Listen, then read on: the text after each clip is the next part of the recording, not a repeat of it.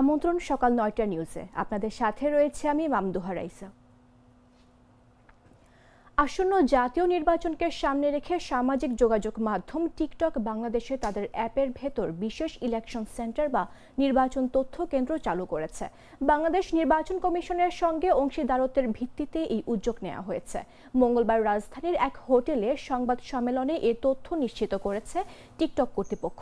TikTok জানায়, এই বিশেষ হাবে ব্যবহারকারীরা আসন্ন জাতীয় নির্বাচন সম্পর্কে নির্ভরযোগ্য ও সরকারি তথ্য সহজে আনতে পারবেন।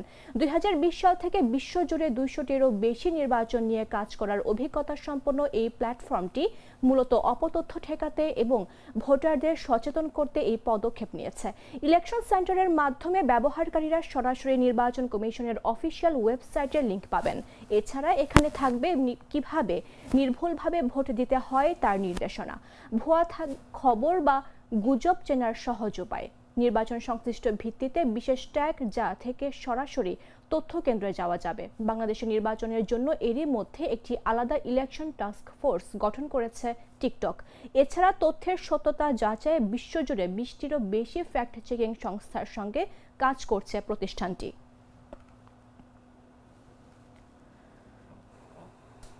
প্রধান উপদেষ্টার আন্তর্জাতিক বিষয়ক বিশেষ দূত লুৎফে সিদ্দিকী বলেছেন, যুক্তরাষ্ট্রের সঙ্গে চলমান উচ্চ পর্যায়ের অর্থনৈতিক আলোচনার ফলে নন ট্যারিফ ব্যারিয়ার ইস্যুতে বাংলাদেশের জন্য ইতিবাচক অগ্রগতি আসতে পারে। তিনি বলেন, আশা করা হচ্ছে চলতি সপ্তাহের শেষ দিকে অথবা আগামী সপ্তাহের মধ্যে এই বিশেষ আনুষ্ঠানিক সিদ্ধান্ত পাওয়া যাবে। তখন বিস্তারিত তথ্য জনসম্মুখে আনা হবে।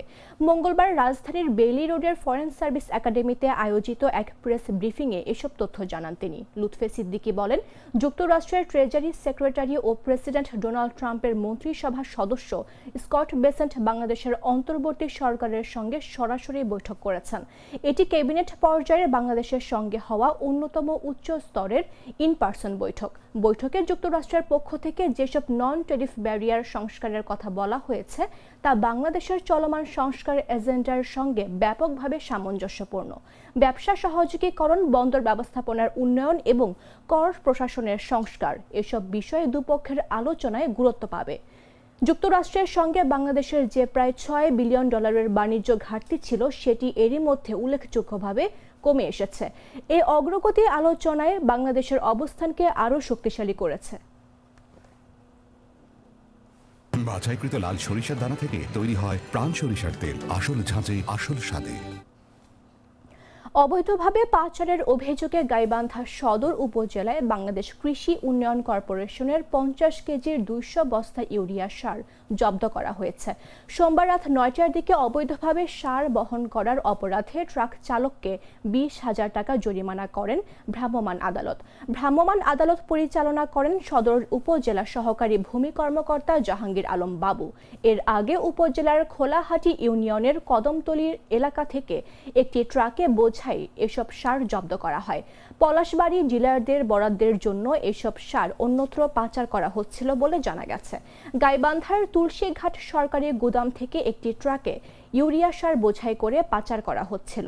পথে স্থানীয়দের সন্দেহ হলে তারা ট্রাকসহ সারগুলো আটক করে উপজেলা কৃষি বিভাগকে জানায়। পরে কৃষি বিভাগ ঘটনাস্থলে পৌঁছে সারগুলো জব্দ করে নিয়ে আসে। যেহেতু সারটা তার না, তিনি বহন করে নিয়ে যাচ্ছিলেন কোনো এক জায়গায়, সেটা তিনি বলতেছেন না। এ বিষয়ে তদন্ত করা হবে এবং তদন্ত করে উপপরিচালক কৃষি সম্প্রসারণ অধিদপ্তর ওনার মাধ্যমে তদন্ত করে যে ফলাফল আসবে সেটা হচ্ছে, যদি শাস্তি বেশি হয় সেক্ষেত্রে তাকে শাস্তির আওতায় আনা হবে। এবং এই যে সারটা আটক করলাম, এই আটককৃত সারটা উপপরিচালক কৃষি সম্প্রসারণ অধিদপ্তর ওনার জিম্মায় রাখা হবে এবং এটা অন্য কোনো উপজেলা সার কিনা উনি তদন্ত করে বের করবেন। রোজকার সাধারণ খাবার এখন হবে অসাধারণ। প্রাণ স্বাদের মশলা, স্বাদ বাড়ায়, ঘ্রাণ ছড়ায়। জানাবো আন্তর্জাতিক সংবাদ।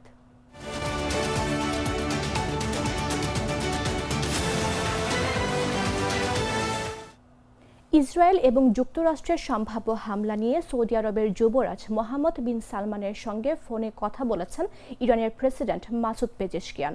মঙ্গলবার সৌদি যুবরাজের সঙ্গে ফোনালাপে পেজেশকিয়ান যুক্তরাষ্ট্রের হুমকির তীব্র সমালোচনা করেছেন। এছাড়া ইরানের বিরুদ্ধে যে কোনো আগ্রাসন প্রত্যাখ্যানের কথা নিশ্চিত করেছেন যুবরাজ মোহাম্মদ বিন সালমান।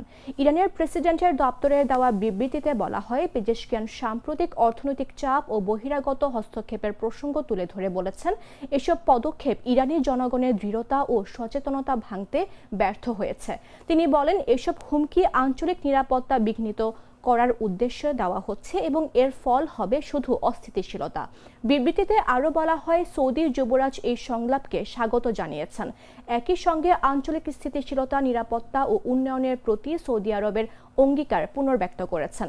সৌদি আরবের রাষ্ট্রীয় সংবাদ সংস্থা এসপিএ জানিয়েছেন, যুবরাজ মোহাম্মদ বিন সালমান পেজেশকিয়ানকে স্পষ্ট করে বলেছেন, ইরানের বিরুদ্ধে কোনো সামরিক অভিযানে সৌদি আরব তার আকাশসীমা বা ভূখণ্ড ব্যবহার করতে দেবে না। এদিকে ইরানের হামলার সব রকম প্রস্তুতির কথা জানিয়েছে যুক্তরাষ্ট্র। প্রস্তুতির অংশ হিসেবে মধ্যপ্রাচ্যের একটি বিমান বাহিনী মার্কিন রণতরী মোতায়েন করা হয়েছে।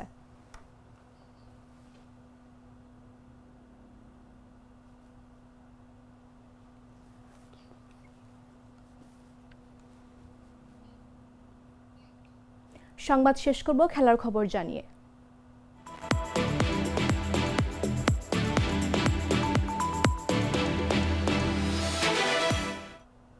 টি-20 বিশ্বকাপ শুরুর আগে ভারতে ছড়িয়ে পড়েছে নিপা ভাইরাস। গ্রুপ পর্বে বাংলাদেশের 4 ম্যাচের 3টি ছিল পশ্চিমবঙ্গের কলকাতায়।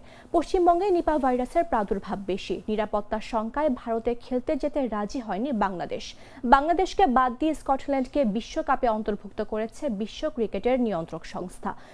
পশ্চিমবঙ্গ রাজ্যের প্রাণঘাতী নিপা ভাইরাসের প্রাদুর্ভাব এরই মধ্যে এশিয়ার বিভিন্ন দেশে উদ্বেগ তৈরি করেছে। পরিস্থিতি মোকাবেলায় কয়েকটি দেশ তাদের বিমানবন্দর, স্থলবন্দরের যাত্রী স্ক্রিনিং জোরদার করেছে। যেখানে নিপা ভাইরাস নিয়ে আতঙ্ক বেশি ছড়াচ্ছে, সেই পশ্চিমবঙ্গের কলকাতা শহরে টি-20 বিশ্বকাপে প্রথম দিনই খেলা আছে। ইডেন গার্ডেন্সে ওই ম্যাচে খেলবে ওয়েস্ট ইন্ডিজ এবং বাংলাদেশের বদলে সুযোগ পাওয়া স্কটল্যান্ড।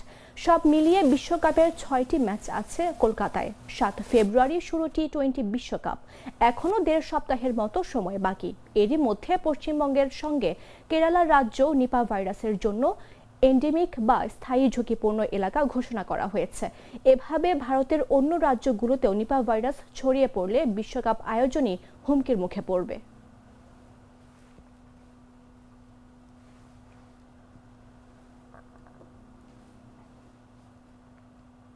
দর্শক, এই ছিল এখনকার মতো। প্রতি মুহূর্তে সর্বশেষ খবর জানতে ভিজিট করুন jagonews24.com। ফলো করুন আমাদের ভেরিফাইড ফেসবুক পেজ এবং সাবস্ক্রাইব করুন জাগো নিউজের ইউটিউব চ্যানেল। ধন্যবাদ সবাইকে।